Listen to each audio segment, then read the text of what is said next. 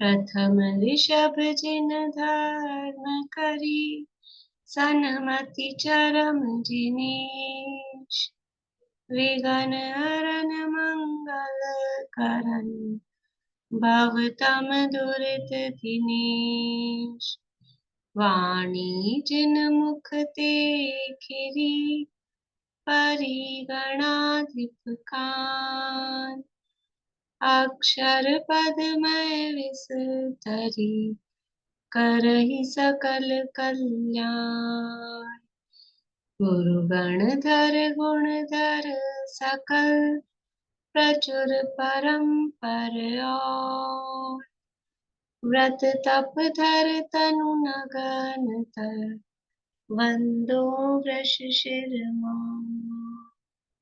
व्रत तप धर तनु नगन तर, वंदो वृष शिरमौर। त्रिभुवन तिलयं देवं, वन्दिता त्रिभुवनिन्द परिपूज्यम्।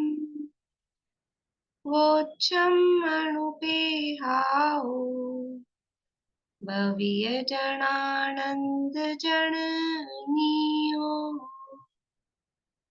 त्रिभुवन तिलक शत इंद्र वंदित, देव श्री अरहंत को। कर नमन अनुप्रेक्षाएं, भव्य को सुख कर हो।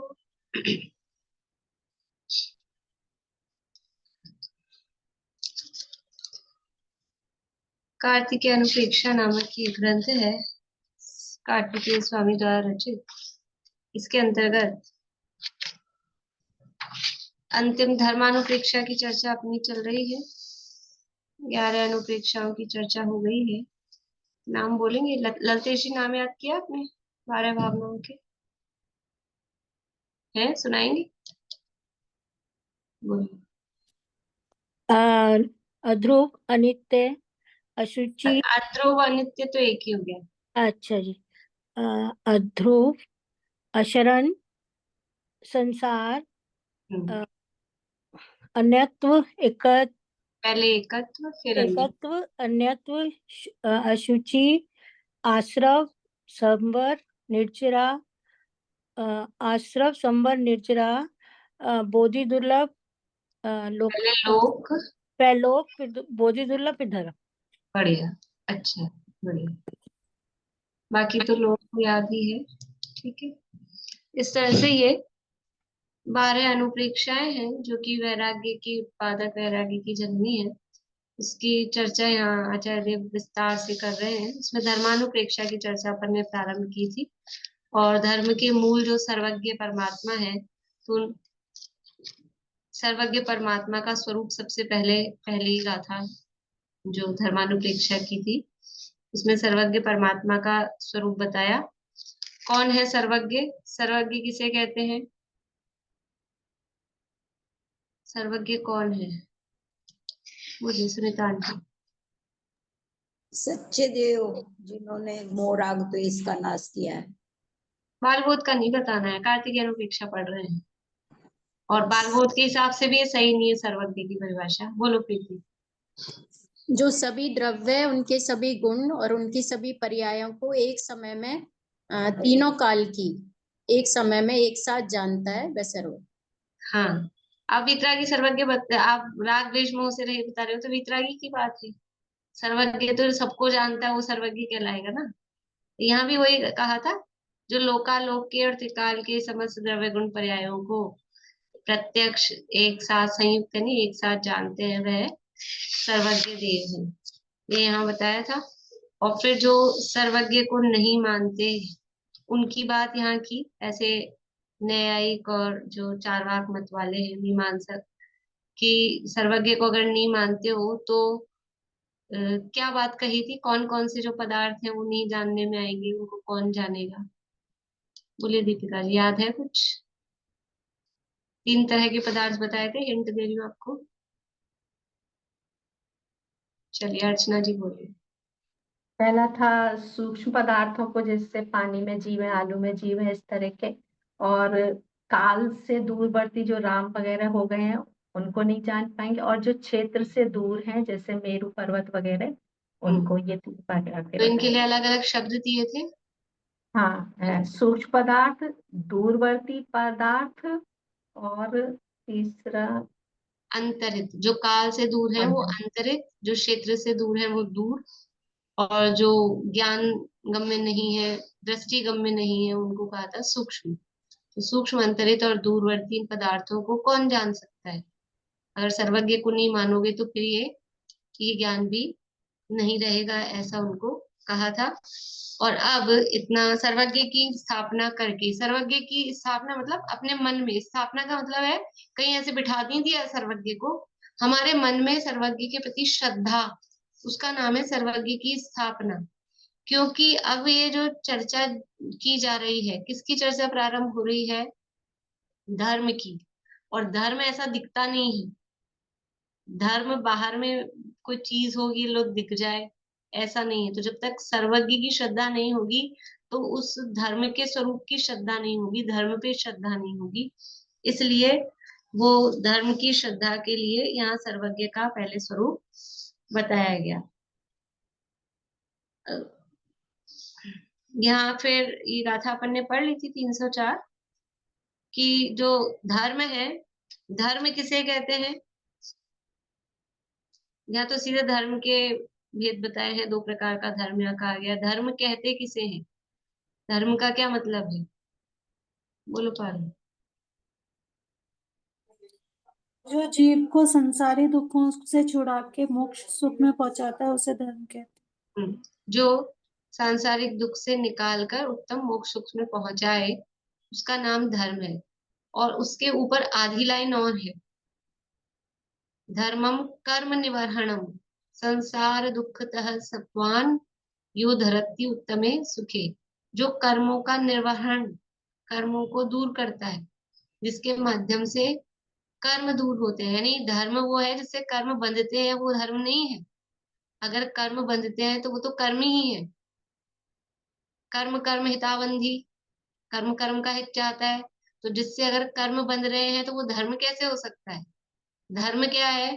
धर्म है कर्म निर्वहणम, जो कर्मों का अभाव करने में समर्थ है, कर्मों को बांधने में नहीं। असली वास्तविक धर्म वही है। तो अब हमको समझ में आ जाए कि ये जो जो काम हम कर रहे हैं, इससे कर्म बंध रहे हैं कि कट रहे हैं। अगर कर्म बंध रहे हैं तो वो वास्तव में धर्म नहीं है। भले ही हम धर्म के नाम पे कर रहे हो और भूमिका के अनुसार वो आता हो, होता हो, लेकिन फिर भी ये श्रद्धान होना चाहिए कि वो धर्म नहीं है।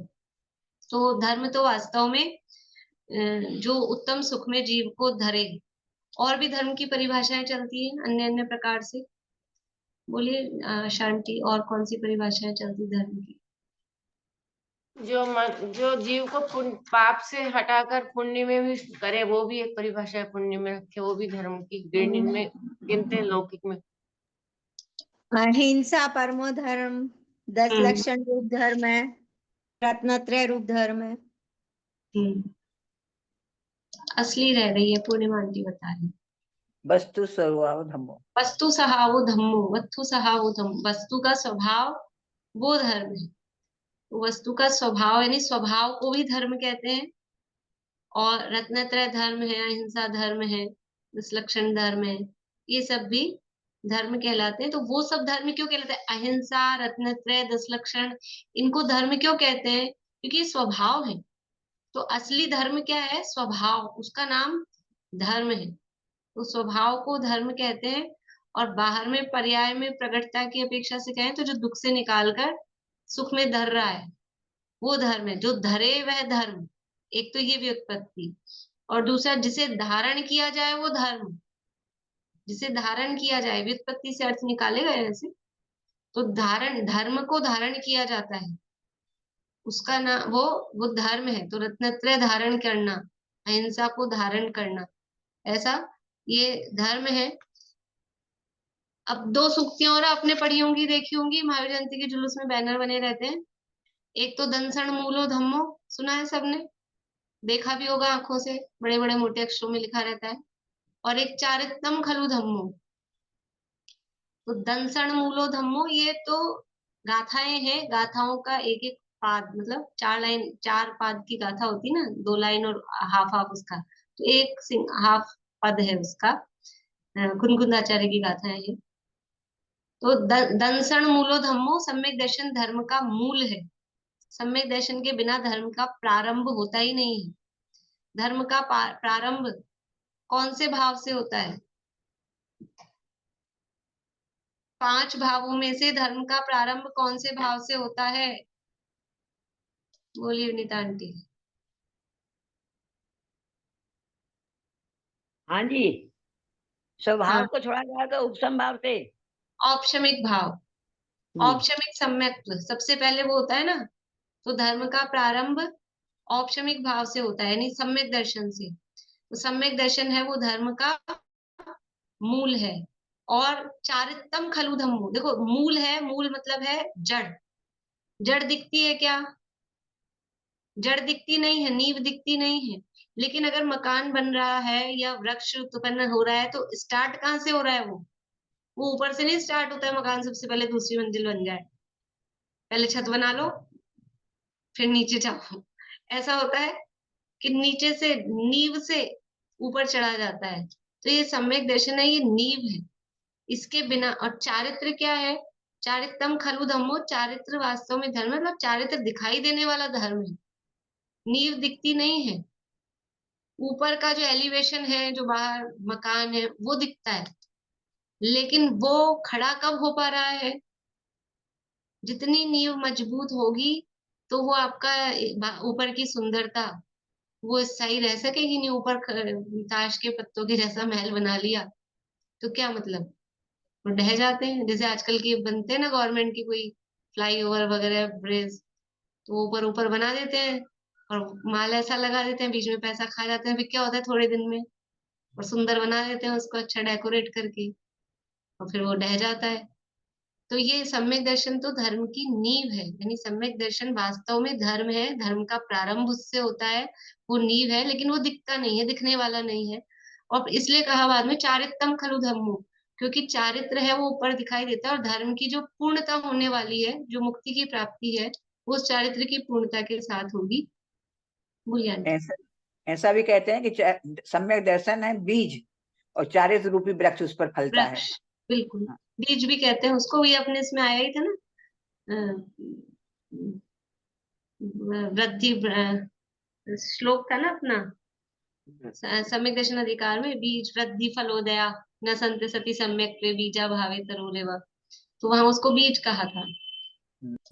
तो बीज, जब बीज की बात आती है तो बीज कहते हैं, अभी उसको नींव की जैसे या जड़ की जैसा भी उसको उपमा दी जाती है। तो ये धर्म है। अब ये जो धर्म है, जो चारित्र रूप धर्म है, उसकी बात यहाँ पर अब करने वाले हैं, जो दिखाई देने वाला है। तो वो जो धर्म है वो 2 प्रकार का कहा, एक संगासक्त और एक असंग। ये शब्द अपने को बोलने हैं बार बार में, क्योंकि यहाँ ये शब्द दिए हैं।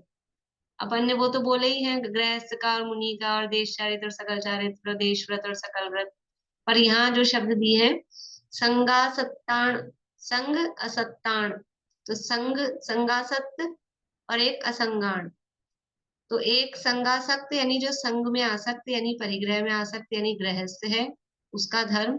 और दूसरा जो असंग है, यानी मुनिराजों का धर्म।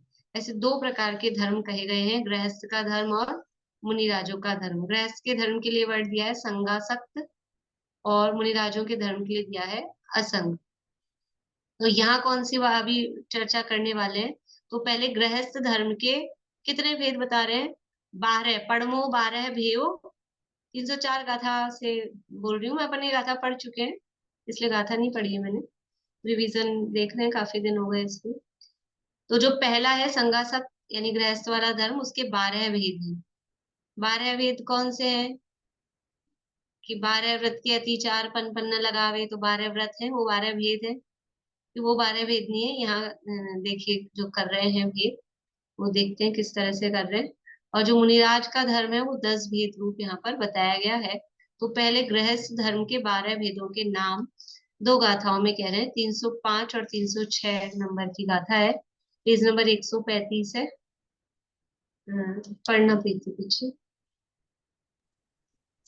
सम्मदंसण शुद्धो सम्मदंसण शुद्धो रहियो मज्जाई थूल दोषेहिम रहियो मज्जाई थूल दोषेहिम वैधारी सामयु वैधारी सामयु पव्वै पासुयाहारी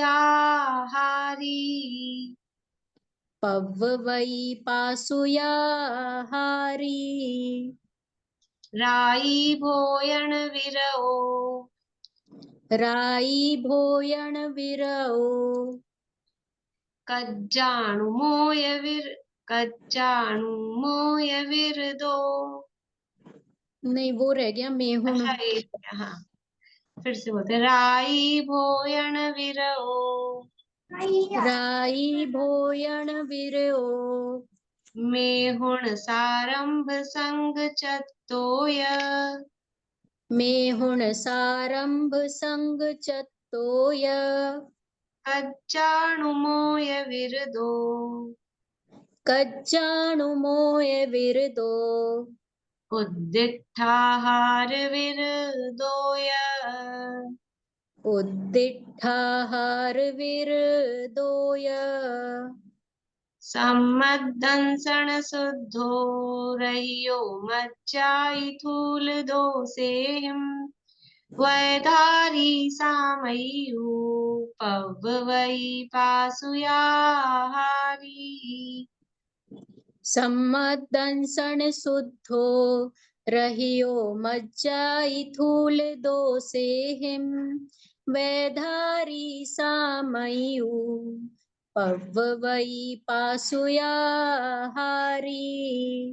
राई भोयण विरओ मेहुण सारंभ संग चतोय कज्जाणु मोय विरदो उद्दिठाहार विरदोय।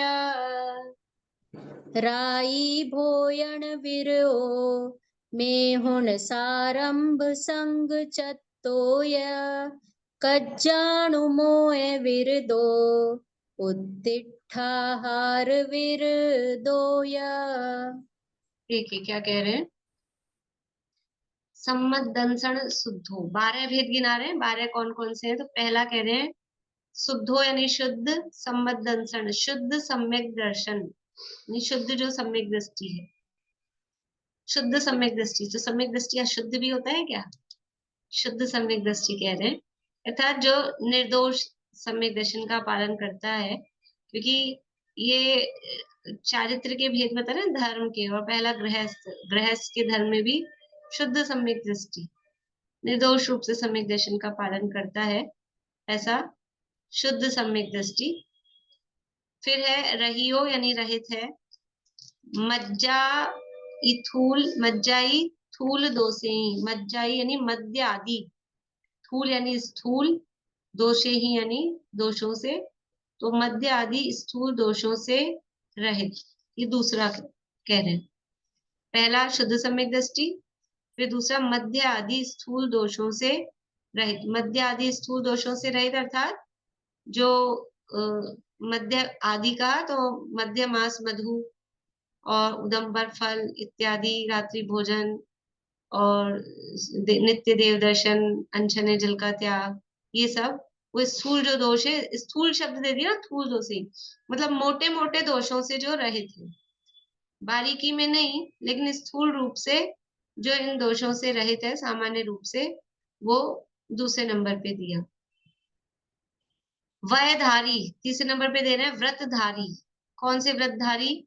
कि 12 व्रत जो श्रावक के गए हैं, 5 अणुव्रत, 3 गुणव्रत और 4 शिक्षा व्रत, इन 12 व्रतों से सहित। फिर चौथे नंबर पे कह रहे हैं सामयु यानी सामायिकी, जिसको सामायिक का नियम है ऐसा सामायिक व्रती सामयु। फिर है पव्वई, पव्वई यानी पर्व व्रती, पव यानी पर्व, वही यानी व्रती। पर्व व्रती यानी पर्व किसे कहते हैं? पर्व पर्व कौन से होते हैं? पर्व पर्व पता है?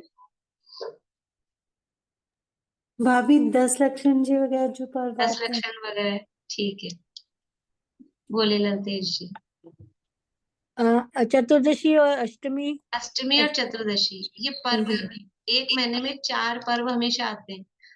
अष्टानिका 10 लक्षण ये तो कभी कभी आएंगे, फिर 3-3 महीने में, 6-6 महीने में। एक महीने में 4 पर्व होते हैं, 2 अष्टमी और दो चतुर्दशी। तो जो पर्व व्रती है अर्थात अष्टमी और चतुर्दशी का व्रत करता है, कौन सा व्रत करता है? पढ़े हुए हैं अपने सब, रत्नगंज शाखाचरण चल चुके हैं।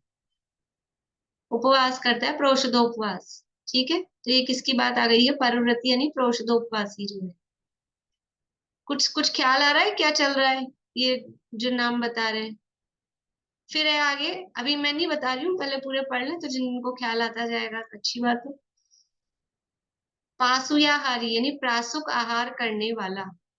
प्रासुक आहार करने वाला मतलब सचित्त का त्यागी है, अचित्त करके ही आहार करता है। प्रासुक का मतलब है जो अचित्त हो गया है। जैसे अपन बोलते पानी प्रासुक है क्या, तो प्रासुक का मतलब है अचित्त यानी उबला हुआ है, वो प्रासुक कहलाता है। और सब चीजों को अचित्त करने के अलग अलग तरीके होते हैं, गर्म करके और किसी भी तरह से उसको छिन्न भिन्न करके, तो प्रासुक आहारी है। फिर राई भोजन विरोह, रात्रि भोजन से जो विरत है, रात्रि भोजन का त्यागी है।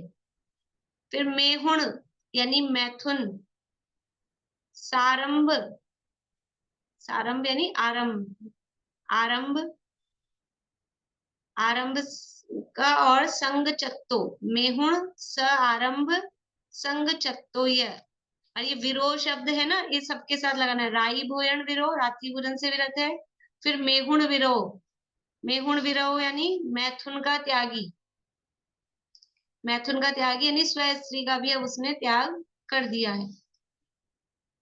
से आरंभ विरोह यानी आरंभ से भी जो विरक्ति से सहित है, आरंभ विरोह। संग चत्तोय, संग यानी परिग्रह, चत्तो यानी उसका भी जो त्यक्त, उसको भी जिसने त्याग दिया है। संग चत्तो यानी परिग्रह का भी जो त्यागी है, तो आरंभ त्यागी है, परिग्रह त्यागी है, मैथुन त्यागी है। कज्जाणुमोय विरदो, कज्ज अणुमोय विरदो, कज्ज यानी कारित, अणुमोय यानी अनुमोदना, और विरदो यानी उससे विरत, यानी ना कराएगा, ना करेगा, ना कराएगा, ना अनुमोदना करेगा, उससे विरत है। इसका नाम क्या कहेंगे? अभी मैं आपसे पूछूंगी, अभी तो इसके अर्थ ही करती हूँ। उद्दिष्टाहार विरुद्धो यह, उद्दिष्ट आहार यानी अपने उद्देश्य से जो अगर आहार बनाया गया है उससे जो विरत है। कितने हो गए पूरे? हो गए पूरे 12। शुद्ध सम्यक दृष्टि, फिर मध्यादि स्थूल दोष से रहित, व्रतधारी, सामायिकी, पर्वव्रती, प्रासुकाहारी, रात्रि भोजन विरत, मैथुन विरत, आरंभ विरत, परिग्रह से का त्यागी, और प्रकारानुमोदन से विरत, और उद्दिष्ट आहार का त्यागी। इस तरह से ये 12 भेद किसके किए हैं? संगासक्त धर्म के। संगासक्त यानी जो गृहस्थ का धर्म है उसके 12 भेद किए हैं। तो इसमें क्या समझ में आया? इन 12 में क्या चल रहा था? किस किस को समझ में आया? सबको समझ में आ गया, एक आध को छोड़ दी। बोलिए निदांती। सम्यक दृष्टि 11 प्रतिमाओं को आधारित पंचम गुण स्थान वर्ती। सम्यक दृष्टि 11 प्रतिमाओं का धारी मतलब कौन? पंचम गुण मतलब श्रावक। पंचम गुण स्थानवर्ती के 12 भेद किए हैं ये? नहीं, 11 प्रतिमाओं के हैं ये तो, 11 भेद। वैसे तो 11 भेद 11 प्रतिमाओं के तो नाम 12 हैं। भेद किए ना ये, ठीक है। 11 प्रतिमाओं की तो चर्चा चल रही थी। और बोलो प्रीति। चौथा 5वां गुण स्थान आ गया, चौथे का शुद्ध सम्यक दृष्टि, और फिर 11। चौथे गुण स्थान वाले को भी ले लिया पहले नंबर पे, शुद्ध सम्यक दृष्टि कह के। और आगे फिर पूरी 11 प्रतिमाओं जो मध्यादि दोष से रहित, तो ये पहली दर्शन प्रतिमा हो गई, फिर व्रत वयधारी और दूसरी व्रत प्रतिमा, फिर सामायिक तीसरी प्रतिमा, फिर परव्रती प्रोषद प्रतिमा चौथी, फिर प्रासुकाहारी है सचित्त त्याग प्रतिमा 5 नंबर पे, फिर छठे नंबर पे रात्रि भोजन त्याग वो छठे नंबर पे, फिर ब्रह्मचर्य प्रतिमा है 7वीं, तो वो मैथुन त्याग कहा, और 8वीं आरंभ त्याग है तो उसको आरंभ त्याग कहा, 9वीं परिग्रह त्याग है उसको परिग्रह त्याग कहा, और ये कज्जानुमोय विरदो क्या है ये, बोलिए दीपिका जी। अनुमति त्याग प्रतिमा। अनुमति त्याग 10वीं प्रतिमा, ठीक है, अनुमति त्याग नाम की 10वीं प्रतिमा है, और 11वीं प्रतिमा का नाम उद्देश्य त्याग है, तो उद्देश्य त्याग यहाँ पर कहा ही है। तो पंचम गुण स्थान वर्ती 11 प्रतिमाएं, और एक अवरस सम्यक दृष्टि को भी यहाँ पर इस तरह से गृहस्थ के धर्म के 12 भेद यहाँ पर बताए गए हैं। देखिए अन्वयार्थ पढ़ते हैं अभी, ये अभी यहाँ क्रम से ही आगे चलेंगे, तो अपन आगे क्रम से ही इनकी चर्चा कर लेंगे।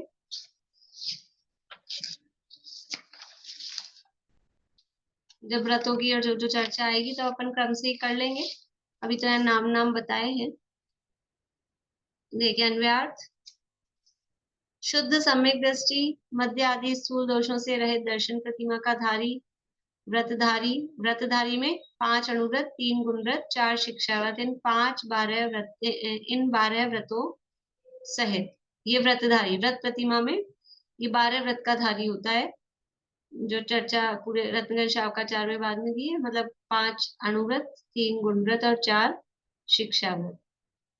फिर है सामायिक व्रती, परव्रती, प्रासुकाहारी, रात्रि भोजन त्यागी, मैथुन त्यागी, आरंभ त्यागी, परिग्रह त्यागी, कार्यानुमोद विरत और उद्देश्य आहार विरत। इस प्रकार श्रावक धर्म के 12 भेद हैं। पहला भेद तो 25 मल दोष रहित शुद्ध अविरत सम्यक दृष्टि है, और 11 भेद व्रत सहित प्रतिमाओं के होते हैं, वह व्रती श्रावक है। यानी देखो गृहस्थ के धर्म की चर्चा कर रहे हैं, तो ऐसा नहीं अकेला पंचम गुणस्थान वर्ती है, चौथा गुणस्थान वर्ती भी जो 25 दोष से रहित शुद्ध सम्यक दृष्टि का ना, तो 25 दोषों से रहित सम्यक दर्शन का निर्दोष रूप से पालन करता है, दोष नहीं लगाता है, ऐसा तो फिर जिसके दोष लग जाएंगे वो गृहस्थ नहीं रहेगा। कि वो दोष की वो यूं क्यों कहेंगे कि दोष लगाने वाला भी, वो तो लगाएगा अतिचार लग रहे हैं, लेकिन बात तो मतलब उत्कृष्ट को लेंगे ना, जब गिनाएंगे किसी को भेद बता रहे हैं तो उत्कृष्ट रूप से लेते हैं, इसलिए यहाँ शुद्ध सम्यक दृष्टि कहा।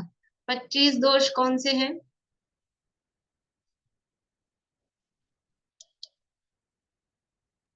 ये 8 संकादी दोष है, 8 मद के दोष है, 3 मूर्ता है और 6 अनायतन, ये 25 दोष। शंका आदि 8 दोष, 8 मद, 3 मूर्ता और 6 अनायतन, इन 25 दोषों छड़ाला में है, इसी धार में सब भी है, और अपने इसमें भी था रत्नगंज शावकाचार्य में भी शुरू में, इन दोषों से रहित वो शुद्ध सम्यक दृष्टि होता है। तो इस तरह से गृहस्थ के 12 भेद, ये सब गृहस्थ हैं, सब गृहस्थ हैं, उनके यहाँ भेद बताए हैं। देखिए अब इन 12 के स्वरूप आदि का व्याख्यान करेंगे। पहले अविरत सम्यक दृष्टि को कहेंगे, उसमें भी पहले सम्यक की उत्पत्ति की योग्यता का निरूपण करते हैं। अभी इसमें इतने प्रकरण आएंगे, मतलब कभी करणानी योग आएगा, बात तो है चरणानी योग की प्रमुखता से, तो स्थूल रूप से देखेंगे तो धर्मानुप्रेक्षा की चर्चा चल रही है, और समझ लो प्रतिमाओं की बात कर रहे हैं, लेकिन कर्णानी योग भी आ जाएगा, कभी चरणानी योग आ जाएगा, कभी द्रव्यानी योग आ जाएगा, इस तरह से अलग अलग तरह के विषय इसमें चलते रहेंगे। यद्यपि पढ़ा हुआ है ऐसा लगभग सभी का, कुछ विशेष दिक्कत नहीं होगी। देखिए पहले सम्यक की उत्पत्ति की योग्यता का निरूपण करते हैं। सम्यक की उत्पत्ति की क्या योग्यताएं हैं, किस तरह से होती है, बोलिएगा दीपिका जी पीछे। 307 नंबर की गाथा है, 135 नंबर पेज है। चौगदि भवो सन्नी, चौगदि भवो सन्नी, सुविशुद्धो जगमाण पज्जतो, सुविशुद्धो जग्गमाण पज्जतो संसार तड़े नियड़ो संसार तणे नियणो नाणी पावे सम्मतम पाणी पावे सम्मतम चदुगधि भवो सन्नि सुविशुद्धो जग्गमाण पज्जतो संसार तड़े नियड़ो नाणी पावे सम्मतम। चौगधि भवो सन्नि सुविशुद्धो जग्गमाण पज्जतो संसार तणे नियणो नाणी पावे सम्मतम। देखिए इसी तरह की गाथा लब्धि सारजी में है, ऑप्शन में सम्यक की पात्रता वाली, वहां दिए गाथा चदुगधि मिच्छो सन्नी, यहाँ भवो दिया है, वहां भव्य अलग से दिया है। पुण्यो गब्भज विशुद्ध सागारो पड़मुव सम्मम नदी पंचम लब्धि चरिमम्मी। तो ये सम्यक की उत्पत्ति की योग्यता बता रहे, योग्यता यही है, इसलिए गाथा तो लगभग सेम होगी। क्या कह रहे हैं? चौगधि यानी चारों गतियों वाला हो, कोई भी हो चारों गतियों में से चौगति। भव्वो यानी भव्य होना चाहिए, सबसे पहली तो ये शर्त है कि वो जीव भव्य होना चाहिए। सम्यक की प्राप्ति किसको होगी? भव्य है कि अभव्य है? अभव्य को सम्यक की प्राप्ति नहीं होती है, इसलिए भव्य, चारों गति वाला कोई भी भव्य जीव हो। सन्नी यानी संगी होना चाहिए। ये जो संगी शर्त लगाई है, ये कौन सी गति के जीवों के लिए है? चारों गति वाला कहा, फिर कहा संगी होना चाहिए, तो चारों गतियों में से हर गति में देखना पड़ेगा कि संगी होना चाहिए, है ना। संगी की शर्त कौन सी गति पे लागू पड़ेगी सुनीता आंटी? त्रियंच में। तिर्यंच में ही, क्योंकि संगी असंगी के भेद केवल तिर्यंच में ही है। देव नारकी मनुष्य सब संगी ही होते हैं, असंगी नहीं होते कोई मनुष्य, कोई देव, कोई नारकी। इसलिए वो संगी जो शर्त लगी है वो तिरंचों की अपेक्षा से लगी है। तो चारों गति वाला हो, भले ही भव्य हो, संगी हो, फिर सुविशुद्ध हो, और कैसा होना चाहिए? विशुद्ध परिणाम वाला होना चाहिए। सुविशुद्धो विशुद्ध परिणाम वाला, तो इसमें क्लेश आदि की विशुद्धता उसको ले सकते हैं। तो परिणाम ही उसके मलिन है, खोटे हैं, संक्लेश चल रहा है, कषाय बहुत तीव्र है, तो ऐसे जीव को उस समय सम्यक दर्शन नहीं हो सकता। तो सुविशुद्ध हो। जगमान जागृत होना चाहिए, सोते सोते हो जाएगा सम्यक दर्शन, नींदों में हो जाएगा हमको, तो नींदों में नहीं होगा, जागृत होना चाहिए, जगमान। और पज्जत तो पर्याप्त होना चाहिए। आधे अधूरे आदमी को, आदमी मतलब जीव को, आधा अधूरा आदमी अपर्याप्त जीव है, वो अधूरा है। तो अपर्याप्त दशा में सम्यक की उत्पत्ति नहीं होती। उत्पत्ति की बात कर रहे हैं। निवृत्ति अपर्याप्त दशा में सम्यक तो रह सकता है, कौन सा रह सकता है, किसको रह सकता है, उसके नियम कानून अलग है, लेकिन रह सकता है। पर उत्पन्न करना हो तो निवृत्ति अपर्याप्त दशा में सम्यक की उत्पत्ति नहीं होगी, इसलिए पज्जत तो ये कहा पर्याप्त होना चाहिए। फिर कह रहे संसार तड़े नियड़ो, संसार का तट, किनारा, जिसका नियड़ो, नियर, देखो इंग्लिश और प्राकृत कितनी मिल रही है वो नियर आ गया है, निकट आ गया है। संसार का तट, तड़े यानी उसका तट, वो नियड़ो निकट आ गया है। नाणी पावेई सम्मतम, ऐसा ज्ञानी, वो ज्ञानी हो और फिर सम्यक तो प्राप्त करता है। तो पहले से ही ज्ञानी है तो फिर क्या सम्यक तो प्राप्त करेगा? सम्यक तो होने के बाद तो अपन ज्ञानी कहते हैं उसको। और ये कह रहे हैं नाणी पावेई सम्मतम, ज्ञानी सम्यक को प्राप्त करेगा। तो यह ज्ञानी का मतलब है ज्ञानोपयोग से सहित हो। उपयोग, दो प्रकार के उपयोग होते हैं, दर्शनोपयोग और ज्ञानोपयोग। तो ज्ञानोपयोग में स्थित हो, एक समय में एक ही उपयोग काम करता है। तो अकेला अगर दर्शनोपयोग में स्थित है तो ऑप्शन सम्यक की उत्पत्ति के लिए साकार अपन ने जो शर्तें, आप लोगों को ध्यान है किसी को? कहाँ पढ़ी थी ये? कहाँ पढ़ी थी ये शर्तें औक्षमिक सम्यक्त वाली? मूल्य सुनिधान की रतनगण के श्रावकाचार में ही आए थे सम्यक के लिए। श्रावकाचार में पिछले साल 10 लक्षण में चल रही थी, है ना? औक्षमिक शायक्षमिक वो पूरा 10 लक्षण में वो प्रकरण चल रहा था पिछले साल। तो ये पूरी पात्रताएं, 9 पात्रताएं वहां लब्धिसार जी के आधार से थी और वो देखी थी।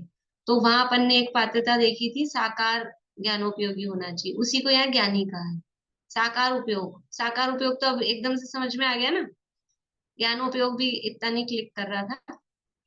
साकार ज्ञानोपयोग वो वर्ड वही याद है तो सबको अब ख्याल में आ गया। ठीक है, ये सम्यक की उत्पत्ति की पात्रताएं यहाँ बताई गई हैं, ऐसा वो सम्यक प्राप्त करता है। देखिए इसी को अपन वो जो वहां देखा था लब्धिसार जी के आधार पे, तो उसके और भी 1-2 पॉइंट मतलब उसमें इसमें तो गर्भित कर लिए हैं। तो वहां जो कहे थे कि चारों गतियों का कोई भी हो, प्रसंगी हो, पर्याप्त हो, और औक्षमिक सम्यक की बात चल रही है तो उसमें गर्भज हो, गर्भज को ही प्रथमोपशम सम्यक तो प्राप्त होता है। यानी पहली बार मतलब नित्यात्व से जो हो रहा है प्रथमोपशम सम्यक तो वो गर्भज को होगा। तो यहाँ पर केवल सम्यक की बात की है, इसलिए समझ लो अलग से औपशमिक का नहीं कहा है, इसलिए वो गर्भज वाला नहीं कहा, सामान्य रूप से बता दिया। पर अगर प्रथमोपशम सम्यक की पात्रता अगर देखनी है तो वो गर्भज होना चाहिए, विशुद्ध होना चाहिए, साकार ज्ञानोपयोगी होना चाहिए। इस प्रकार से ये मतलब एक गर्भज वाली जो विशेषता वहां अपन ने देखी थी, तो उसमें वो ऑप्शन प्रथमोपशम सम्यक की ध्यान रखना है। अगर शोपशम सम्यक तो होना है तो समूर्छन को भी होता है। ठीक है, शायिक सम्यक तो भी गर्भज को ही होता है। शायिक सम्यक किसको होता है, वो भी आगे पात्रताएं अभी आएंगी, शायिक सम्यक की भी चर्चा आएगी किसको होता है। वैसे पर पूर्व ज्ञान है ना सबको, शायिक सम्यक किसको होता है? बोलिए पूर्णिमा आंटी। कर्म भूमि के मनुष्य को केवली सुध केवली के पादमूल में, कर्म भूमि के मनुष्य को मतलब मनुष्य वो कैसा होगा? गर्भज ही होगा। मनुष्य समूर्छन भी होते हैं, तो समूर्छन मनुष्य को सम्यक तो हो सकता है क्या?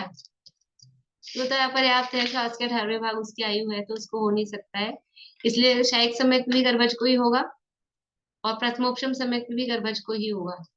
अब जो क्षयोपशम सम्यक है वो गर्भज और सम्यक दोनों को हो सकता है। देखिए अर्थ देखते हैं, अन्वयार्थ। चौगधि भवो सन्नी, पहले तो भव्य जीव होवे, क्योंकि अभव्य के सम्यक्त्व नहीं होता है। चारों ही गतियों में सम्यक्त्व उत्पन्न होता है, परंतु मन सहित सैनी के ही उत्पन्न हो सकता है, असैनी के उत्पन्न नहीं होता है। सुविशुद्धो, उसमें भी विशुद्ध परिणामी हो, शुभ लेश्या सहित हो। अशुभ लेश्या में भी शुभ लेश्या के समान कषायों के स्थान होते हैं, उनको उपचार से विशुद्ध कहते हैं। देखो जो अगर शुभ लेश्या सहित तो ये शर्त लगाते हैं ना, तो फिर चारों गतियों में सम्यक तो नहीं करा सकते। अगर केवल उसका ऐसा अपन एकांत से ऐसा कहें शुभ लेश्या सहित हो, तो नरकों में तो अशुभ ही लेश्या ही अशुभ है, वहां तो शुभ लेश्या है ही नहीं। तो फिर क्या, बाकी तो गतियों में शुभ ही हो जाए, मतलब देवों में तो शुभ है ही, पद में शुक्ल ही है। और मनुष्य तिरंचों में यद्यपि 6 लेश्या है, लेकिन जब सम्यक प्राप्ति का टाइम होगा उस समय वो शुभ लेश्या में ही होगा मनुष्य तिरंच, तब अशुभ लेश्या में नहीं होगा। तो ये अशुभ लेश्या वाला ऑप्शन केवल क्योंकि उनके पास दूसरा कोई ऑप्शन ही नहीं है नारकियों के पास, तो जो छठे नरक का नारकी, 7वें नरक का नारकी, परम कृष्ण लेश्या वहां पर होती है, तो उसमें भी उसके लेवल्स होते हैं। समझ में आ रहा है कुछ आप लोगों को लेश्या वगैरह की चर्चा? निशा जी, हीरा जी, ललतेश जी, आ रही है कुछ कुछ समझ में? तो वहां कृष्ण लेश्या का मतलब है वो एकदम परिणाम इस तरह के संक्लेश, अत्यधिक तीव्र संक्लेश के ही परिणाम वहां चलते रहते। नरक है, मारो काटो मची हुई है, पर उसमें भी जैसे काले काले रंग में भी अंतर होता है कि नहीं होता है? सबके सिर पे काले बाल हैं, तो सबके बाल एक से होते हैं क्या? सबके बालों का रंग एक सा है क्या? या समझ लो कपड़े होते हैं काले, पर उसमें भी शेड अलग अलग होते हैं, थोड़े थोड़े माइनर डिफरेंस होते हैं। तो उसमें गहरापन हल्कापन जो है, तो उसमें बेस्ट पॉसिबल जो हल्का हो सकता है कृष्ण एशिया में भी, जो उसके एकदम लोएस्ट जो लेवल्स हैं वो वहां पर हो, मतलब उस जगह पर उसका जो भी लेशिया का लोएस्ट लेवल हो सकता है, संकलेश में जो कम से कम स्थिति हो सकती है वो वहां पर हो, ऐसा वो विशुद्ध परिणामों से या शुभ लेशियाओं को उसको कह दिया जाएगा। तो विशुद्ध परिणामी हो, शुभ लेशिया सहित हो।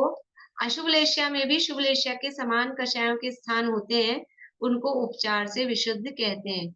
और ये बात केवल नरक के लिए ही लागू पड़ेगी, इतना भी ध्यान रखना कि अशुभ लेशिया में भी जो शुभ लेशिया के समान कषायों के स्थान, मतलब उसमें भी जो एकदम हल्कापन है, लोएस्ट रेंज है। बाकी तिर्यंच और मनुष्य को यदि प्रथमोपशम हो रहा है तो शुभ लेशिया में ही होगा, पीत आदि शुभ लेशियाओं में ही होगा, उनको कृष्ण नील कपोत में नहीं होगा। ठीक है ना। संक्लेश परिणामों में संयक्त उत्पन्न नहीं होता। फिर जगमाण पज्जतो, जगते हुए के होता है, सोए हुए के नहीं होता है। नींदों में सोते सोते के सम्यक दर्शन की उत्पत्ति नहीं होगी। पर्याप्त यानी पूर्ण के होता है, अपर्याप्त अवस्था में नहीं होता है। संसार तड़े नियड़ो, संसार का तट जिसके निकट आ गया हो, जो निकट भव्य हो, जिसका अर्ध पुद्गल परावर्तन काल से अधिक संसार भ्रमण शेष हो, उसको सम्यक उत्पन्न नहीं होता। ये कंडीशन दी है। देखो, संसार का किनारा निकट आ गया है, और फिर क्या कह रहे हैं कि निकट आ गया है मतलब मैक्सिमम कितना बचा है उसका संसार, मैक्सिमम भी अगर बचा है तो अर्ध पुद्गल परावर्तन। और पुद्गल परावर्तन कितना बड़ा होता है, एक पुद्गल परावर्तन कितना बड़ा होता है, अनंत काल होता है। एक पुद्गल परावर्तन के अनंतवें भाग में अनंत सागर बीत जाते हैं, इतना बड़ा होता है। और आधा पुद्गल परावर्तन है, कितने बार अनंत सागर बीत जाएंगे, लेकिन फिर भी कह रहे हैं संसार का किनारा निकट आ गया। इसका जिसका मैक्सिमम संसार अब इतना ही बचा है, उसके अंदर अंदर जो वो चलाई जाएगा। अगर किसी को अभी बहुत सारे पुद्गल परावर्तन संसार में रहना हो, जिसकी होनहार में ऐसा हो, उसको सम्यक की प्राप्ति नहीं हो सकती, भले ही भव्य हो, वो कहलाएगा दूर भव्य है। लेकिन अब जिसको मैक्सिमम इतना ही काल है, जल्दी भी जाना हो तो भी, तो उस हिसाब से वो संसार का किनारा उसका निकट आ गया है। जिसका अर्ध पुद्गल परावर्तन काल से अधिक संसार भ्रमण शेष हो, उसको सम्यक उत्पन्न नहीं होता। नाणी यानी ज्ञानी हो, अर्थात साकार उपयोगवान हो, निराकार दर्शनोपयोग में सम्यक उत्पन्न नहीं होता है। सम्मतम पावेही, ऐसे जीव के सम्यक की उत्पत्ति होती है। ऐसा जो जीव है उसी के सम्यक की उत्पत्ति होती है। इतनी सारी कंडीशंस। हाँ, अपने को कौन कौन सी मिल गई हैं, चतुर्गति है, चार गति में से किसी गति में है कि नहीं है कि पंचम गति में पहुंच गए। देखो, चतुर्गति कह के ये कहना चाह रहे हैं कि कोई कहे कि सिद्ध भगवान को करा दो, वो चार गतियों में नहीं है, वो तो पहले से ही शायद समय दृष्टि है, इसलिए चतुर्गति मतलब उसकी भी हर जो कंडीशन दी उसकी अपनी अपनी उपयोगिता है। फिर भव्य, भव्य है कि नहीं है हम, कि क्या मालूम, आप ही को पता है, भगवान जाने कि नहीं हम भव्य हैं। हम ये तत्व की बात ये प्रीति पूर्वक सुन रहे हैं तो हम निश्चित रूप से भव्य हैं, डाउट ही नहीं है। और वैसे भी अभव्यों की संख्या बहुत कम है, ज्यादातर सारे जो दिख रहे हैं सब भव्य ही हैं।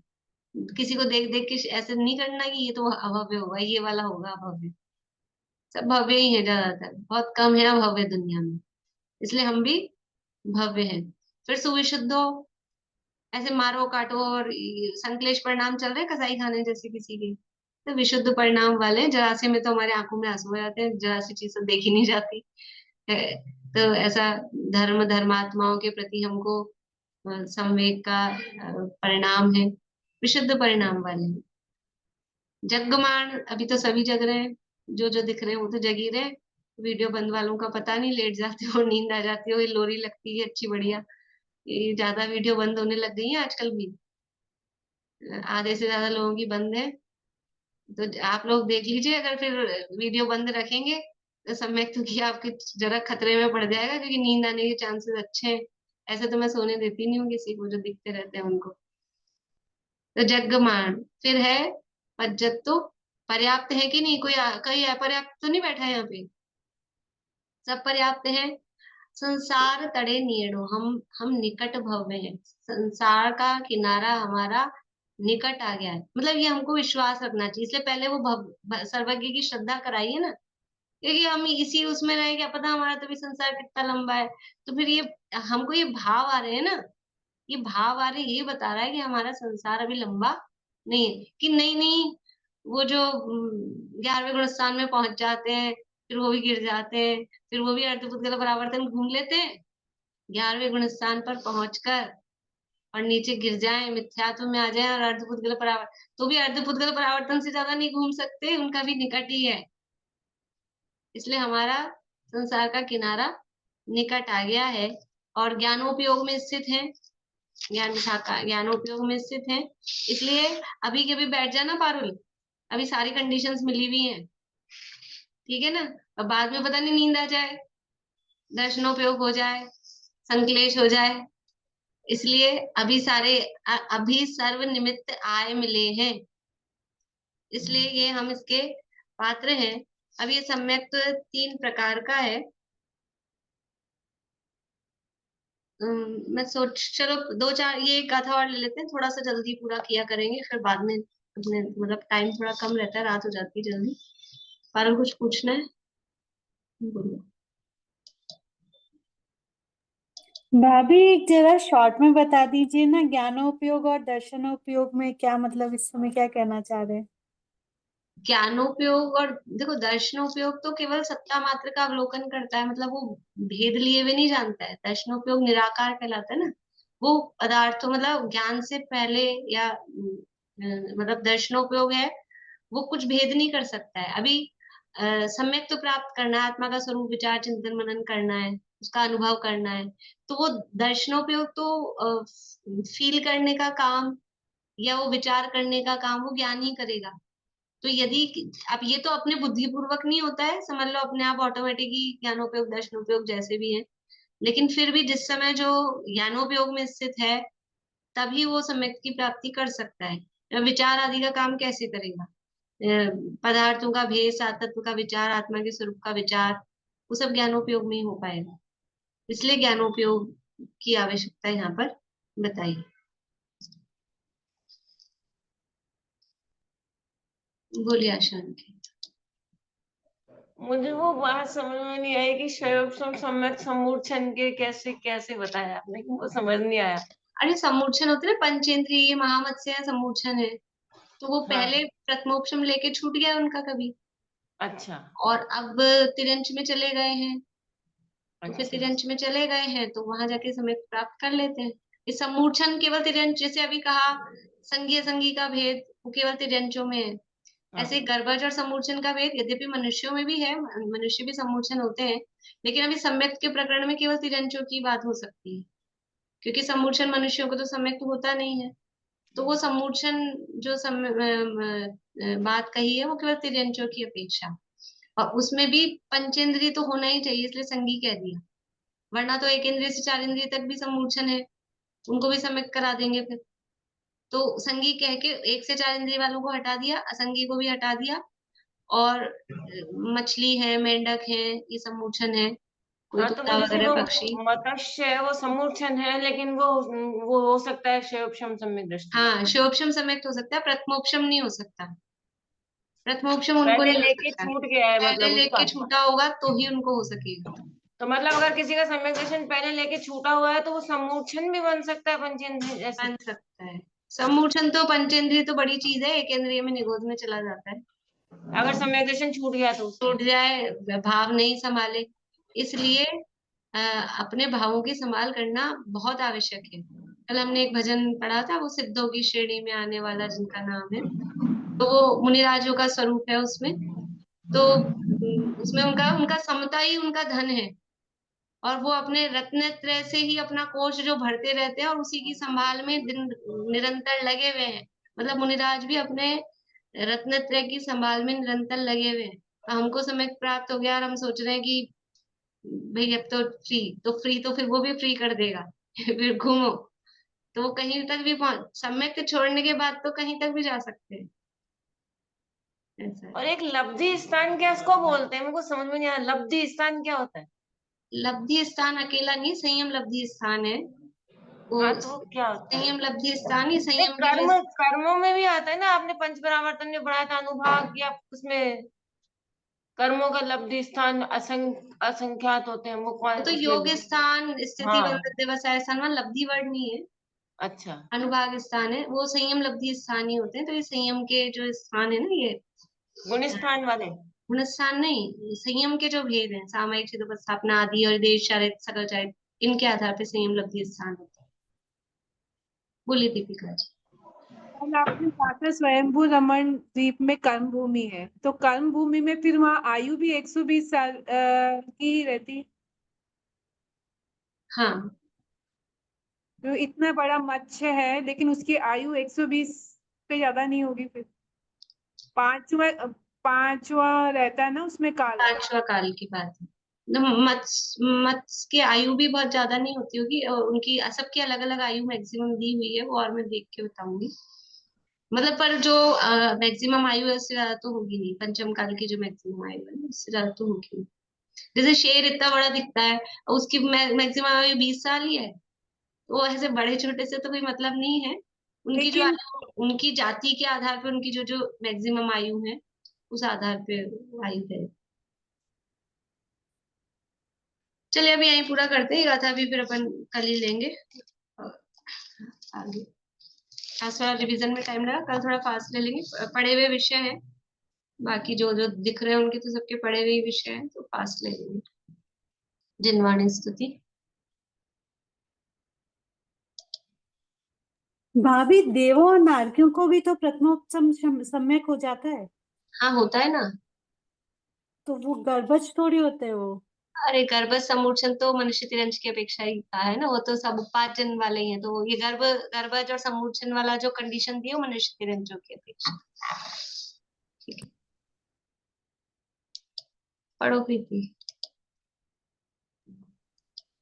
अहिंसा मयि हो प्रवृत्ति सहज ही, जीवन का आधार हो सत्य सुख में, अचौर्य धारी पर प्रीति त्यागे, परमशील वर्ते रहे सहज निर्भय, महाक्लेशकारी है आरंभ परिग्रह, उसे छोड़ लग जाए निज साधना में, धुल जाए सब में समता की धारा से, बढ़ते ही जाए सो आराधना में, होवे जितेंद्रिय परम तृप्त निज में,